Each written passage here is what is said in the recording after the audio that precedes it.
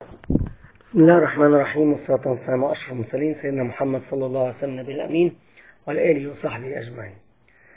هنتكلم النهاردة في موضوع إن في بعض الحالات اللي مش بيبقى فيها، اللي مرضى السكر يعني مش بيبقى فيها السكر التراكمي دقيق في متابعة السكر. طبعا احنا قلنا قبل كده إن أهم مقياس وأدق مقياس يخلينا نتابع مرض السكر وانس إن احنا خلاص اكتشفناه هو السكر التراكمي اللي بيتعمل كل 3 شهور. لكن احيانا في بعض المواقف اللي محتاجين نغير فيها العلاج، ومحتاجين نطمن خلال اسبوع او 2 العلاج جاب نتيجة ولا لا، مش 3 شهور، وده مش متوفر في التراكمي. زي مثلا واحد محتاج يعمل عملية وسكره عالي فلازم نظبطه له على طول، او الست الحامل. للأسف السكر التراكمي في الست الحامل ما بيبقاش دقيق، فمنهم مش قوي على السكر. او اللي عنده انيميا، لان الهيموجلوبين 1 سي او السكر او التحليل اللي بنعمله ليه ارتباط بالهيموجلوبين، نسبة الهيموجلوبين، واللي عنده انيميا بيبقى يأثر على دقة التحليل.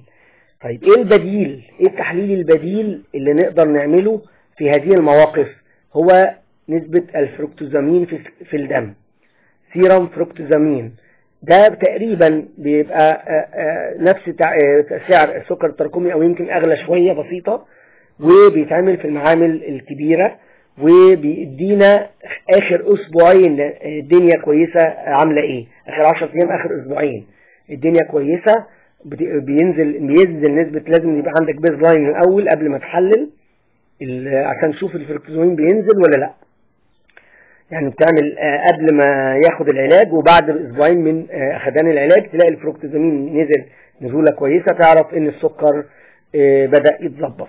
قبل السكر التراكمي اللي بعد 3 شهور، او في بعض الحالات المرضية اللي احنا اتكلمنا فيها، او الحامل او اللي عنده انيميا. نسأل الله تعالى ان يعلمنا ما ينفعنا وينفعنا ما علمنا. والسلام عليكم ورحمة الله وبركاته. بسم الله الرحمن الرحيم، والصلاة والسلام على أشرف المرسلين سيدنا محمد صلى الله عليه وسلم النبي الأمين وعلى آله وصحبه أجمعين. هنتكلم النهاردة في موضوع إن في بعض الحالات اللي مش بيبقى فيها، اللي مرضى السكر يعني مش بيبقى فيها السكر التراكمي دقيق في متابعة السكر. طبعا احنا قلنا قبل كده إن أهم مقياس وأدق مقياس يخلينا نتابع مرض السكر وانس إن احنا خلاص اكتشفناه هو السكر التراكمي اللي بيتعمل كل 3 شهور. لكن احيانا في بعض المواقف اللي محتاجين نغير فيها العلاج، ومحتاجين نطمن خلال اسبوع او 2 العلاج جاب نتيجة ولا لا، مش 3 شهور، وده مش متوفر في التراكمي. زي مثلا واحد محتاج يعمل عملية وسكره عالي فلازم نظبطه له على طول، او الست الحامل. للأسف السكر التراكمي في الست الحامل ما بيبقاش دقيق، فمنهم مش قوي على السكر.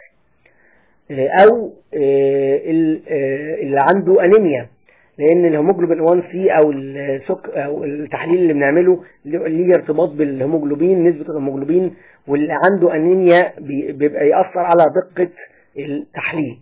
طيب ايه البديل؟ ايه التحليل البديل اللي نقدر نعمله في هذه المواقف؟